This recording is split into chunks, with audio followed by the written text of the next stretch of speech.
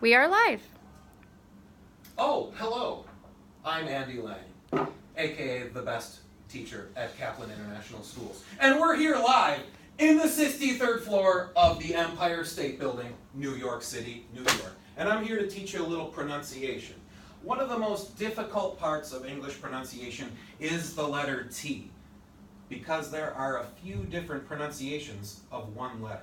So I want to take a quick look at all these. Now normally, I'd spend, at least one class period on each. So we're going to have to wrap this into one big nutshell real quick.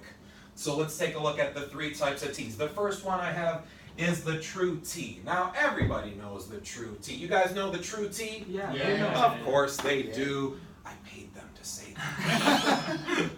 The true T. There are a few rules. That's when you have an initial T. That's the first letter in the word. Example, teacher. Because I have the T, it's in the initial spot. I'll say it, you say it. Teacher. Teacher. Perfect. The next one, so this is my first rule. I have a few other rules. If it lands on a stressed syllable. Now what does that mean? Let me give you an example of that real quick. If I have this word here, now I know the initial T is a true T, we talked about that. But I have two syllables here, ta and tu. If I stress the T in this syllable, that becomes a T2. It's tattoo. Tattoo. Perfect, we're moving along here. Another example of this true T, we got one at the ending T position. So if it comes at the end of a word, how do I pronounce that? Well, there's one caveat, and that's if it's after a consonant. There's a lot of words that have a T at the end, but I'm only talking about those that come after a consonant, not a vowel. A few examples of this. Act. Now I have C, that's a consonant, followed by a T. So I pronounce act. Act. Perfect. More or less.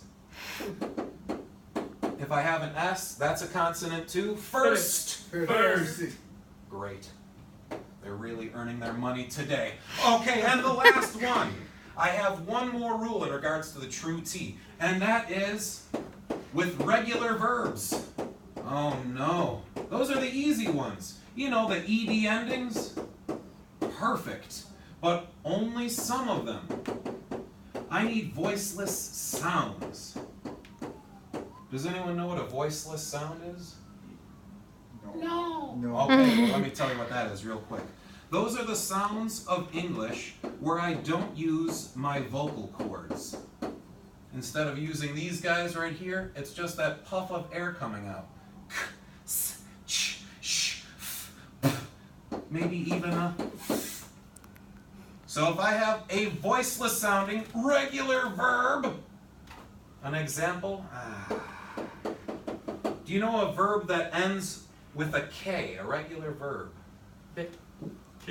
Kick, hey, good example. Or what about Kiss. now, this is written PG. So I already know because they're regular verbs, they have an ED ending, right? But the sound of the ED is not ED, it's T. So kick, what is the past tense of kick? Kicked. It is kicked. Or kiss. Kissed. If I took punch, what does that become? Punch. If I take laugh, now laugh ends with a T sound, not a GH sound. Laugh becomes Laugh. all with that T sound. Kicked, kissed, punched, and laughed. Whew. But that's the easy one. You're saying, Andy, I know the true T. That's simple. Yes. Okay, all right, just hang on. Let me get to the hard stuff now. I have the flap T. Now what I want you to imagine for this one, it goes by a lot of different names. Sometimes the American T, the fast T, the soft D, the soft T.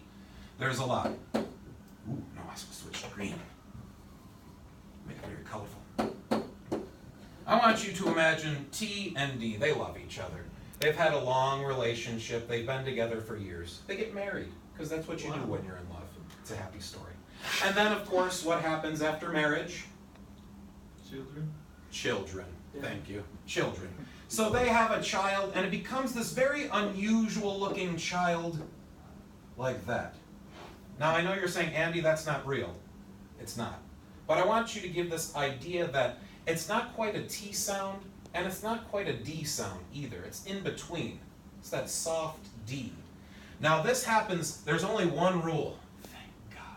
Thank God. T between vowels. So this happens with words like New York City. City. City. City. I'm not going to say New York City. Yeah. I'm also not going to say New York City. So I have to get to a happy middle ground of city. City. City. Other words? Butter. Butter. Butter. Yeah. Or, let's do a few more. Computer. Computer. Perfect. Bottom. Bottle. Bottle. Okay, so you get the Bottom. idea. This is a very simple thing, but there is one little additional thing I have to mention with this. These all happen within words. These all happen within words and in phrases or sentences. It's part of connected speech. So if I say something, let's go hate it, for example. I hate it. Now I'm not gonna wait. It's good. He's on it. He wants it. He's hungry. He's hungry for the T's. I would never say I hate it. Ooh, awkward, alien sounding English. But look at this. This continues into here. This is a vowel. This is a vowel. So not hates. It becomes I hate it. I hate it. Like as if you're saying I hate it. I hate it. I hate it. Even worse, it could happen across a sentence. You're talking to friends, you're wondering, hey, what are you going to do tomorrow? It's a common question. You want to know what your friends are up to? So what are you going to do tomorrow? What are you going to do tomorrow? Yeah, you already know I'm going to say that's wrong. Because I have a few T's in here that are suspicious looking. They're trying to hide out amongst the vowels. But I caught them! Right there. Not what are. What are you going? Water. Water. Yeah, not What are you water. going I'm not to drinking do water. tomorrow? Water! Water. I also have a T. Now I know you're going to say, Andy, that word is tomorrow. And you're right. It begins with a T. It's tomorrow, of course. But within the sentence, it falls between two vowels. So, believe it or not, it's going to be tomorrow. So if I were to just take this phrase out of here, it'd be do tomorrow. Do tomorrow. Do tomorrow. Do tomorrow. All right, sounded pretty good. So taken as a whole, instead of what are you going to do tomorrow, What it's are you what to do tomorrow. what are you going to do tomorrow? Okay, now practice that 150 more times. Not right now, later. Okay, I'm starting to sweat. That means we're really working hard. I got the true T, I got the flap T, and finally we can stop on the stop. So let's bring him down for a second. Now we got a few different rules with this one. It could be a T after an N. It could be a T before an N. And I need you to remember this one rule. N is king.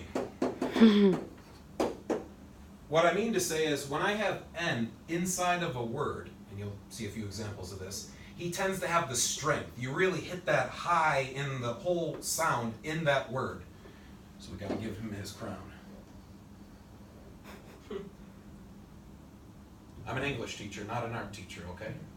So, I have my cheat sheet here. The T after an N. Let's take an example of this. Ooh, I like where you're thinking, and that's where I'm going.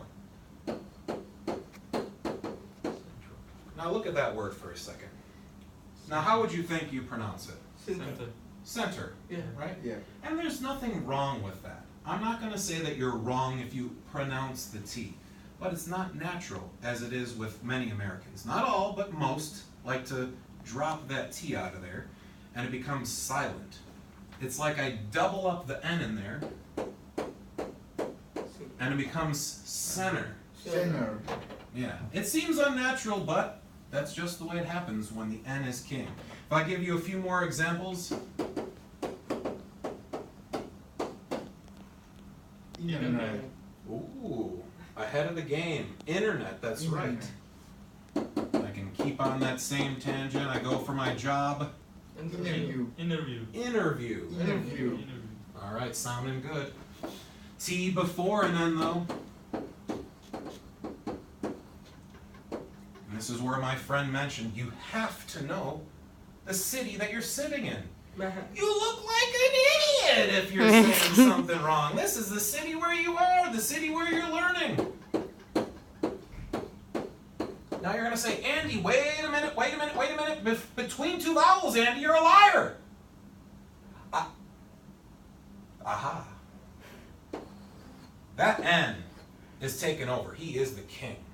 So when I say the sentence, I don't say Manhattan. I don't say Manhattan. I say Manhattan. Manhattan. That's going to take some practice and some time on that one. Maybe a few other words that you're familiar with. Important. Just got one person back there? Important. Important. Okay, we're getting closer. I want to drop those T's right on out of there. Important.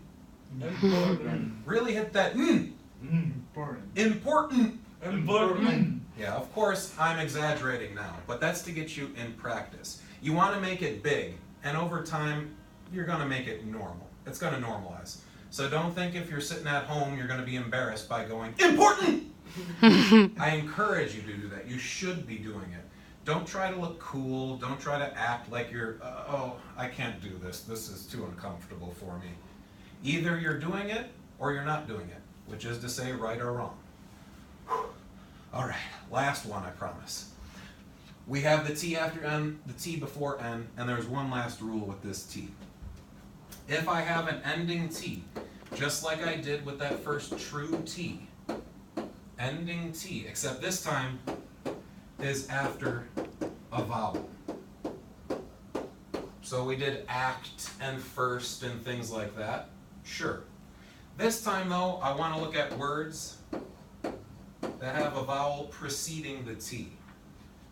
In this case, I drop out the T. Now, the reason I call it the stop T, this isn't an unofficial name or anything, but when you say the T, you have to pop your tongue, right? For okay. But for this, I want my tongue to touch the teeth, but stop. I don't want it to pop. That's producing that popping sound. So if you try to just get rid of the T, no T for this word, say bowl. That doesn't sound right. Neither does boat. So I have to bring that tongue just to the teeth for boat. Boat. Boat. Boat. Boat. Boat. At. Shot. Shot. You got the idea. Shut up. Shut up, I like that. But if I say shut, that's a stop T. If I say shut up, Shut up. I gotta put them between the two vowels so it becomes shut up! Just in case you're out in New York, sometimes you know a taxi driver, you gotta say something to him, shut up! So, this is your lesson in a nutshell. Now, again, I would normally spend classes on each one of these T's, but we had to get it done. So at home, when you're practicing reading a newspaper, reading a magazine or anything, take a minute not to just automatically read it out loud, but to look at the T's and see which one of these they are. Is it a true, is it a flap, or is it a stop? This is going to help shape your pronunciation and make you sound more like an American. It's not just about grammar, it's about pronunciation. So get to it. I'll see you next time.